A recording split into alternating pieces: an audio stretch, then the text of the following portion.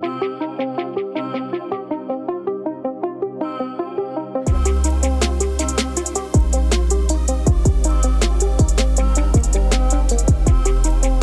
l'origine de cette campagne Tam Tam, il y a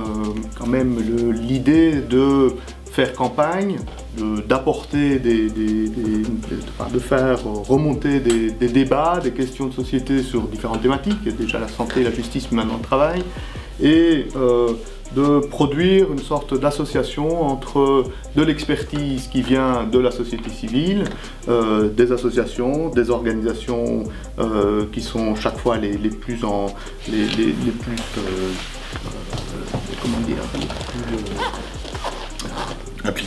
impliquées dans les problématiques qui sont étudiées, ici notamment les organisations syndicales, et ensemble de produire des analyses en mobilisant l'expertise scientifique, académique au sens tout à fait classique, l'expertise de la société civile. C'est une forme déjà d'engagement, j'y reviendrai après, dans l'idée de se relier un peu autour de grandes questions de société. Dans cette note, on ne peut pas parler de tout sur le travail, l'idée c'était de faire une note relativement concise. On a choisi de revenir un peu sur ce qui est quand même le mot d'ordre de ce gouvernement, job, job, job, et puis de questionner cette création d'emplois et derrière ça de montrer tous les points aveugles qui sont cachés par la manière par laquelle habituellement on pense création d'emplois, évolution de l'emploi. Alors je ne vais pas détailler toute la note, bien entendu, pointer quelques grands traits structurants qui ressortent à l'analyse. Je ne détaille pas toute la note dans le sens où, en grande partie, c'est du partage d'expertise, c'est-à-dire aussi des analyses qui soit ont déjà été publiées, soit des statistiques qui ont déjà été publiées. Et il y en a énormément autour du travail qui sont appropriées par quantité d'acteurs, les politiques, les syndicats, etc. À chaque sortie de statistiques, il y a des commentaires qui en sont faits. Donc on est un peu dans le même bain, d'une certaine manière. Mais néanmoins, ce que nous avons cherché à faire, c'est quand même retracer des tendances longues et essayer d'apprécier aussi l'action de ce gouvernement à l'intérieur de ces tendances longues, avec l'idée quand même qu'une série de mesures qui sont prises amplifient bien entendu des tendances qui existaient, mais les amplifient tout en marquant des nouvelles ruptures et voilà, qui nous font penser qu'on est un peu dans une période de transformation, on pourrait dire, du référentiel, ou en tout cas d'accélération particulièrement nette. Alors quelques éléments, tout d'abord, statistiques très très larges. Rappeler quand même que la question de la création d'emplois est une donnée générale sur le temps long. On crée des emplois, les emplois se créent, le salariat progresse, c'est ça que ça veut dire aussi, et que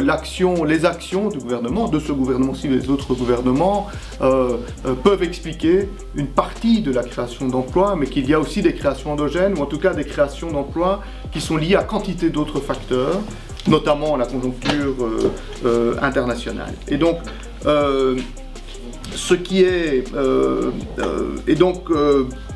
par exemple, on perçoit une embellie de ces derniers mois en termes de création d'emplois, c'est tant mieux par rapport à une tendance un peu plus longue qui fait que la Belgique a bien moins créé d'emplois que les autres pays européens après, quand on a commencé à se relever de la dernière crise. Donc ça, c'est une tendance longue. Ce qu'il faut regarder, c'est au fond quels sont les types d'emplois qui sont créés. Et là, le constat, c'est que l'emploi se crée par ses mauvais côtés. Et c'est une tendance aussi relativement large, mais qui n'est absolument pas corrigée actuellement et qui se développe. On sait que un des grands problèmes de notre marché, de notre système d'emploi, ce sont les temps partiels, et ce sont les temps partiels qui s'amplifient. Qui touchent là particulièrement les femmes. 45% des femmes sont en temps partiel, seulement 10% des hommes, et ce chiffre est en progression. Ça fait environ 27% de l'ensemble des salariés, 1 million de salariés. Une partie sont des temps partiels, des 4/5e temps. Ok, hein, on pourrait dire que là on se rapproche un peu du temps plein, environ 400 000 sur 1 million, mais il reste une très grande partie des temps partiels qui ne sont pas choisis, qui sont directement subis, c'est-à-dire faute d'augmentation du temps de travail, ou qui peuvent être expliqués par toute une série de contraintes, on pourrait dire sociales, de besoins qui ne sont pas adressés par la société, qui poussent dans ces situations-là. Et donc quand on voit les chiffres de création d'emplois, ce qui est surprenant, c'est que plus de 40% de ces créations d'emplois, alors ça varie un peu suivant les échelles, mais grosso modo il y a une très grande proportion de création d'emplois à temps partiel, en plus des emplois intérimaires, saisonniers et autres, qui constituent la toute grande majorité de la création d'emplois. À cet égard, la note les développe un tout petit peu, il y a une série de scénarios un peu prospectifs qui laissent suggérer que ces temps partiels pourraient être s'amplifier encore à l'avenir. Je ne détaille pas ça. L'autre trait structurant du marché du travail, c'est le développement des contrats temporaires, c'est-à-dire non stabilisés, qui touchent là particulièrement les jeunes. Ça ne concerne qu'environ 10% des travailleurs, mais ça se concentre particulièrement sur la catégorie des 16-35 ans. Et là aussi, on voit des évolutions assez nettes. Donc ça, c'est un premier point, un diagnostic un peu statistique assez large qui est développé dans la note, avec des groupes cibles, on pourrait dire, qui sont particulièrement touchés par la non-amélioration, on pourrait dire, à tout le moins, de l'emploi, et plutôt par le fait que ces formes qui dérogent à l'idéal de l'emploi, que la forme standard que nous avons en tête quand on veut parler de bon emploi, eh bien ces formes-là continuent à se développer, ne sont absolument pas freinées. Un deuxième point que je voudrais développer, c'est que quand on analyse les deux premières thématiques qui ont été étudiées dans cette campagne, santé, justice, et puis qu'on aborde maintenant la question du travail, on voit qu'une série de mécanismes de pensée, de vecteurs par lesquels les politiques sont menées, restent similaires. C'est la question de la responsabilisation, ce thème de responsabilisation qui a été encore mis en évidence ici dans la capsule. Mais après avoir vu les mécanismes de responsabilisation des patients du justiciable, on sait maintenant dans le champ du travail ce que signifie la responsabilisation du chômeur, la responsabilisation du travailleur âgé à qui on demande de poursuivre sa carrière. C'est un mode de gouvernance, c'est une manière de faire, une manière de faire des politiques publiques qui consiste à jouer sur des cartes, sur des leviers individuels de responsabilisation, dans un mélange de responsabilisation, culpabilisation. Et une fois que l'on dresse un peu ces constats dans plusieurs politiques, on voit que ça percole au fond dans plusieurs aspects de nos vies, dans le travail aussi. Un deuxième trait relativement commun, c'est l'idée de marchandisation, et là je ne vais pas y revenir, mais c'est la création qui est symbolisée par la création de ces nouvelles activités qui ne sont ni du travail indépendant ni de l'emploi, mais qui deviennent des activités, c'est-à-dire un statut sans statut, et dont on voit bien que sans forme de protection, sans format au fond donné, c'est le lieu de tous les marchandages possibles et de toutes les formes de concurrence possibles. Un troisième trait que je voudrais mettre en évidence, c'est le fait que dans l'action de ces gouvernements, mais à nouveau ça amplifie des tendances que l'on avait,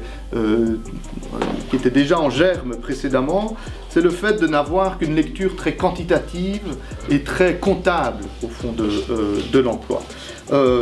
L'emploi, le travail n'a de sens que par rapport aux richesses qui sont créées. Ça empêche de voir le fait que c'est le terrain aussi d'inégalité, d'injustice, d'invécu, qui retire au fond aux travailleurs la possibilité de qualifier par eux-mêmes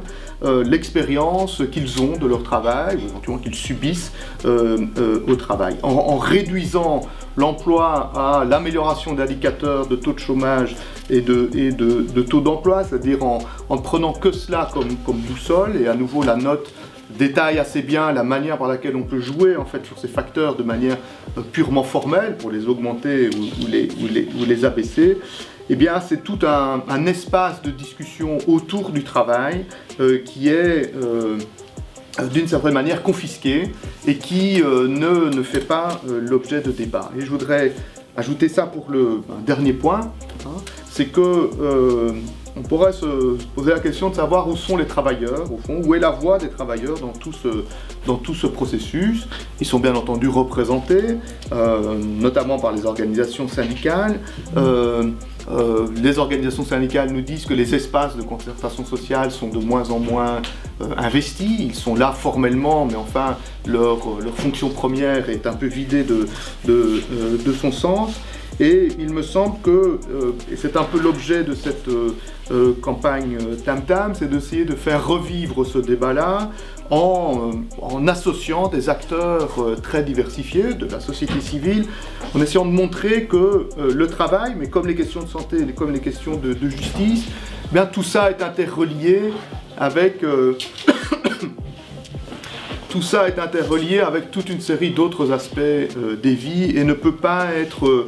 pris isolément des autres aspects. Il faut qu'on ait des débats sur le travail aujourd'hui,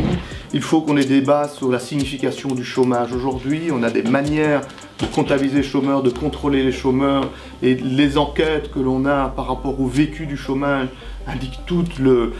décalage complet qu'il y a entre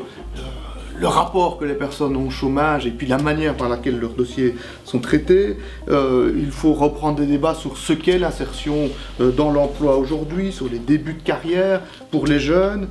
sur le vécu de l'intensification du travail dans le travail, sur ce que signifie la fin de carrière, mais aussi ce que signifie la retraite, l'utilité de la retraite, l'utilité sociale des personnes qui sont pensionnées et de tout ce qu'elles font. Et tous ces débats-là, au fond, n'ont pas pu être abordés, hein, ont été vidés au fond de leur substance pour les calculs, au profit de calculs comptables qui esquivent au fond les vraies questions et empêchent de les formuler. Et donc, cette campagne, hein, et je termine par là, le fait d'essayer d'associer de multiples acteurs, universitaires, on pourrait dire experts de services d'études, mais toute l'expertise aussi de la société civile et tous les regards différents, de multiples associations qui soient centrées sur les questions de famille, des plus pauvres, etc. Ces débats-là, enfin, il faut se réunir pour refaire débat autour des questions de travail, à la fois pour contenir sa place, trouver des scénarios par lesquels il peut être accessible à tout le monde, ce travail, de manière digne, mais en même temps la manière par laquelle il peut s'articuler de manière renouvelée avec les autres aspects de nos vies. Et donc en ce sens, voilà, un chantier assez large, mais que Tam Tam essaye d'inaugurer en rassemblant les acteurs autour.